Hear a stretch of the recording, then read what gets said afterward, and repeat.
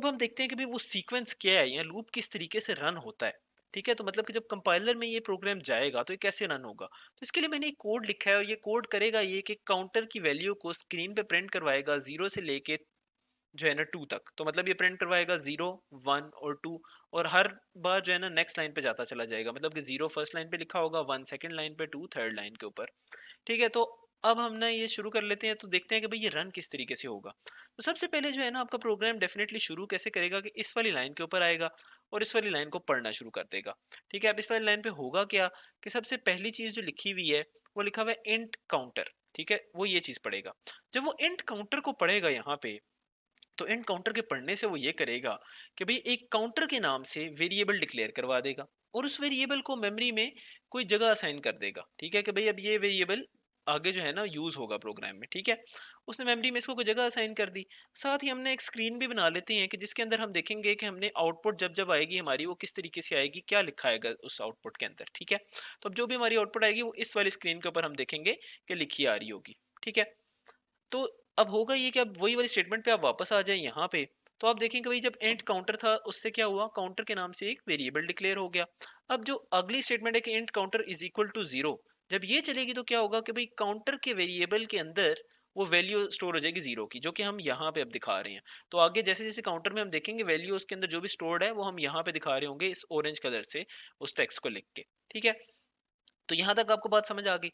अब जो है क्या होगा कि जब ये वेरिएबल डिक्लेयर हो गया और इनिशियलाइज हो गया तो हमारा पहला वाला जो स्टेप था वो पूरा हो गया इनिशियलाइजेशन का। इसके बाद अब हमारे लूप ने चलना है, और इसके बाद जो हमारे लूप ने चलना है तो उसके लिए मैं आपको एक छोटा सा हिंट दे दूं जो आप आगे आपके लिए समझने में बड़ी आसानी होगी। कि हमारा प्रोग्राम कुछ इस तरीके से चलेगा कि उसके 3 स्टेप्स होंगे अब लूप के। वो इस तरीके से चलेगा कि उसका पहला स्टेप होगा इस कंडीशन को चेक करना।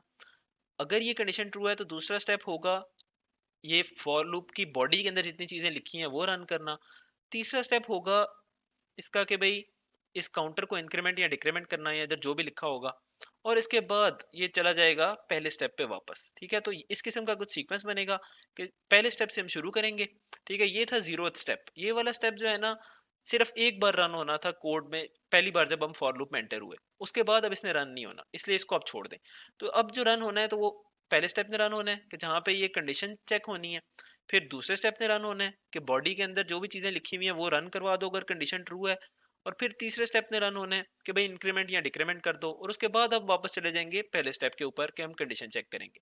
अब आपने ये चीज बस याद रखनी है कि ये सीक्वेंस क्या है इनके चलने का। और आप यहाँ पे भी देखें तो एक लूप सा बन रहा है कि देखिए ये लूप सा बन रहा है ना कि भाई ये 1 पे जा रहा है, फिर 2 पे जा रहा है, फिर 3 पे जा रहा है। बस यही वो लूप है जो कि फॉर लूप है, जो कि इसमें हम कहते हैं कि भाई कंडीशन चेक हुई, कोई स्टेटमेंट रन हुई, फिर से इंक्रीमेंट हुआ, दोबारा कंडीशन चेक हुई। तो ये बेसिकली एक लूप की फॉर्म में चल रहा है। अब हम आगे चलते हैं और अब हम ये देखेंगे कि भाई ये लूप अब आगे किस किस तरीके से काम करेगा। तो काउंटर डिक्लेयर हो गया, ठीक है, और काउंटर इनिशियलाइज भी हो गया। अब क्या होगा कि हम उस कंडीशन पे चले जाएंगे जो पहला स्टेप था हमारा। ठीक है, कंडीशन चेक होगी कि क्या काउंटर की वैल्यू लेस देन 3 है। तो अब देखें काउंटर के अंदर जो वैल्यू स्टोर्ड है वो है 0। तो क्या 0 की वैल्यू लेस देन 3 है। हाँ जी बिल्कुल, ये बात ठीक है, 0 की वैल्यू लेस देन 3 है तो ये कंडीशन ट्रू हो जाएगी। जब ये कंडीशन ट्रू हो जाएगी तो हम कहते हैं कि हम लूप की बॉडी में एंटर हो जाएंगे, जो कि ये वाला हिस्सा है। ठीक है, तो हम लूप की बॉडी में एंटर हो गए, जो भी इस ब्रैकेट्स के अंदर लिखा होगा वो रन होगा। ठीक है, तो इन ब्रैकेट्स के अंदर फिलहाल लिखा हुआ है एक प्रिंट एफ की स्टेटमेंट, जो कि ये कह रही है कि काउंटर के अंदर जो भी वैल्यू है उसको प्रिंट करवा दो यहाँ पे, और साथ ही अगली लाइन में चले जाओ यहाँ पे। तो अब काउंटर के अंदर जो वैल्यू स्टोर्ड है वो 0 की है, तो जब ये स्टेटमेंट रन होगी तो हमारी स्क्रीन पे लिखा आ जाएगा 0, और हमारा जो कर्सर है वो नेक्स्ट लाइन पे मूव कर जाएगा। अब हमने कहा था 3 स्टेप है। पहला स्टेप था काउंटर के ऊपर जो कंडीशन है वो चेक करना, दूसरा स्टेप था फॉर लूप्स की बॉडी के अंदर जो चीजें हैं वो चला देना, और तीसरा स्टेप फिर क्या था कि आपने अब देखना है कि भाई काउंटर के अंदर जो भी वैल्यू थी उसको इंक्रीमेंट करवा देना है। तो अब तीसरे स्टेप पे हम चले जाएंगे, और तीसरा स्टेप कहता है कि भाई काउंटर की वैल्यू को इंक्रीमेंट करवा दें। तो काउंटर की वैल्यू पहले थी 0, ये इंक्रीमेंट हो जाएगी और इंक्रीमेंट होकर ये क्या आ जाएगा 1। तो काउंटर प्लस प्लस को बेसिकली जैसे कि हमने पहले भी देखा था कि ये इस चीज की फॉर्म है कि भाई आप लिखते हैं कि counter is equal to counter plus 1 की जो है ना शॉर्ट फॉर्म जो है ना वो इस तरीके से होती है। तो आई होप को ये तो आपको पहले से पता होगा, मैंने थोड़ा सा आपको रिवाइज करवा दिया। तो अब आपकी काउंटर की वैल्यू हो गई 1। अब आप दोबारा किस पे जाएंगे, कंडीशन पे जाएंगे। कंडीशन चेक होगी कि क्या काउंटर की वैल्यू लेस देन 3 है। तो भाई चेक होगा कि भाई अभी वैल्यू है 1, इज 1 लेस देन 3। हाँ जी, ये कंडीशन ट्रू है। ठीक है, जब ये कंडीशन ट्रू हो गई तो ये वाली कंडीशन ट्रू हो गई तो हम जाएंगे अब वापस लूप की बॉडी के अंदर। तो लूप की बॉडी में लिखा हुआ है कि जो भी वैल्यू है काउंटर की उसको आप प्रिंट करवा दें। तो काउंटर की वैल्यू है 1, तो हमने प्रिंट करवा देना है 1 आ जाएगा स्क्रीन के ऊपर। फिर लूप जो है ना वो आगे जाएगा, और अब किधर जाना है, इंक्रीमेंट वाली स्टेटमेंट के ऊपर। तो इंक्रीमेंट वाली स्टेटमेंट पे वो जाएगा और फिर वो करेगा काउंटर की वैल्यू को इंक्रीमेंट बाय 1। तो अभी लूप काउंटर की वैल्यू 1 थी, जब इंक्रीमेंट होगी तो इंक्रीमेंट हो क्या हो जाएगी, 2 की वैल्यू आ जाएगी। जब काउंटर वैल्यू 2 की होगी, अब क्या है, दोबारा से जो है ना आप कंडीशन पे चले जाएंगे और कंडीशन चेक होगी कि क्या काउंटर की वैल्यू लेस देन 3 है। तो कंडीशन चेक हुई कि 2 इज लेस देन 3, क्या ये कंडीशन ट्रू है, हाँ जी ये ट्रू है, 2 की वैल्यू लेस देन 3 होती है। तो जब ये कंडीशन ट्रू हो जाएगी तो ये होगा कि भाई अब बॉडी के अंदर जो भी स्टेटमेंट लिखी थी वो रन हो जाएंगी। तो बॉडी के अंदर वही printf की स्टेटमेंट है, तो ये दोबारा से रन होगी, और इस टाइम पे काउंटर की वैल्यू है वो 2 है। तो अब जो है ना स्क्रीन के ऊपर लिखा आ जाएगा 2। ठीक है, अब नेक्स्ट स्टेप हमारा क्या है कि दोबारा से हमने किधर चले जाना है, इंक्रीमेंट वाली स्टेटमेंट के ऊपर। तो हम दोबारा से उसी वाली स्टेटमेंट के ऊपर चले जाएंगे, इंक्रीमेंट वाली। तो ये वाली स्टेटमेंट ये करेगी कि जो भी काउंटर के अंदर वैल्यू स्टोर्ड है उसको इंक्रीमेंट बाय 1 कर देगी। तो अभी काउंटर के अंदर जो वैल्यू है वो 2 की है, इंक्रीमेंट बाय 1 होगी तो ये 3 की वैल्यू बन जाएगी। 3 की वैल्यू जो कि है अब दोबारा जाएगी उसी कंडीशन के ऊपर और चेक होगा कि भाई क्या 3 की वैल्यू लेस देन 3 है। तो कंडीशन इस तरह की चेक होगी कि क्या 3 इज लेस देन 3। तो अब आपको ये देख के पता है कि 3 लेस देन 3 नहीं है, क्योंकि 3 तो इक्वल टू 3 होता है, तो ये कंडीशन हो जाएगी फॉल्स।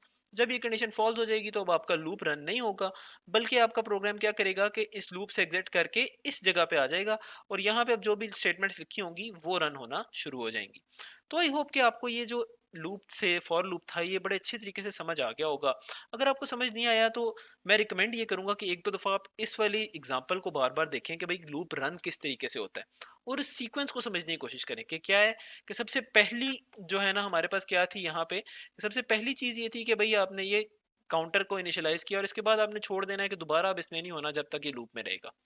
ठीक है ना, तो फिर हमारे स्टेप्स हमने बताए 3 स्टेप्स कि भाई कैसे लूप चलेगा। तो पहला स्टेप ये था कंडीशन चेक करो कि भाई अभी जो वैल्यू जो भी है काउंटर की या उधर जो भी वेरिएबल लिखा है, जो भी कंडीशन है यहाँ पे बेसिकली वो ट्रू है या नहीं। दूसरा स्टेप ये था कि अगर वो कंडीशन ट्रू है तो ये स्टेटमेंट रन करा दो, अगर वो कंडीशन फॉल्स है तो लूप से बाहर आ जाओ। फिलहाल हम एज्यूम करते हैं कंडीशन ट्रू थी, तो वो स्टेटमेंट जो बॉडी ऑफ स्टेटमेंट्स लिखी हुई है फॉर के अंदर वो रन हो जाएंगी। और तीसरा स्टेप ये था कि भाई इधर जो भी चीज़ लिखी हुई है इंक्रीमेंट या डिक्रीमेंट के लिए जो भी लिखे है, हम फिलहाल इंक्रीमेंट लिखा हुआ है उसको रन कराओ। और चौथा स्टेप ये था कि वापस स्टेप 1 पे चले जाओ। तो बेसिकली एक लूप की फॉर्म बनती थी हमारे पास, स्टेप 1 चलता था, स्टेप 2 पे जाता था, स्टेप 3 पे जाता था और वापस स्टेप 1 पे आ जाता था। तो ये एक लूप बनता था हमारे पास जो कि बार बार बार बार इसी तरीके से चलता चला जाता है। ठीक है, तो ये चीज़ हमने अब समझ ली। अब अगर आप अपनी लूप्स की अंडरस्टैंडिंग को मजीद बेहतर बनाना चाहते हैं तो इसका सिर्फ एक ही तरीका है और वो है बाय प्रैक्टिस। ठीक है, तो उसकी प्रैक्टिस में हम क्या करेंगे कि अगली वीडियो से हम अब एग्जांपल्स को देखेंगे। तो हम अब लेंगे सवालों को और उन सवालों को हम हल करेंगे फॉर लूप्स की मदद से। तो हम जो है ना कोई 10 से 15 सवाल देखेंगे कि हर एक में हम ये देखेंगे कि भाई हमें ना कोई सवाल दिया गया होगा। पहले तो हम ये समझेंगे कि इस सवाल को देख के हमें ये कैसे पता चल रहा है कि इसमें लूप लगाना है। फिर हम ये देखेंगे कि हम ये कैसे डिसाइड कर रहे हैं कि जो लूप लगाना है, अब इसमें मल्टीपल टाइप्स हैं, फॉर है, वाइल है, डू वाइल है। तो हम चूज कैसे कर रहे हैं कि मैं फॉर का वो लूप लगाऊंगा।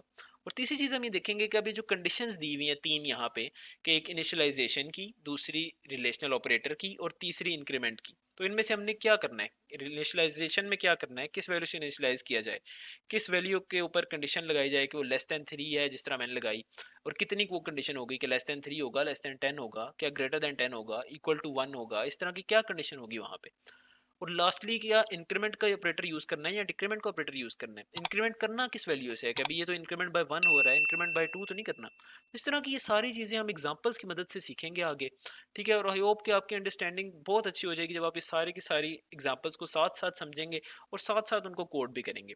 तो मिलते हैं अब अगली वीडियो में जिसमें कि हम इन एग्जांपल्स की मदद से अपनी इस अंडरस्टैंडिंग को मजीद बेहतर बनाने की कोशिश करेंगे।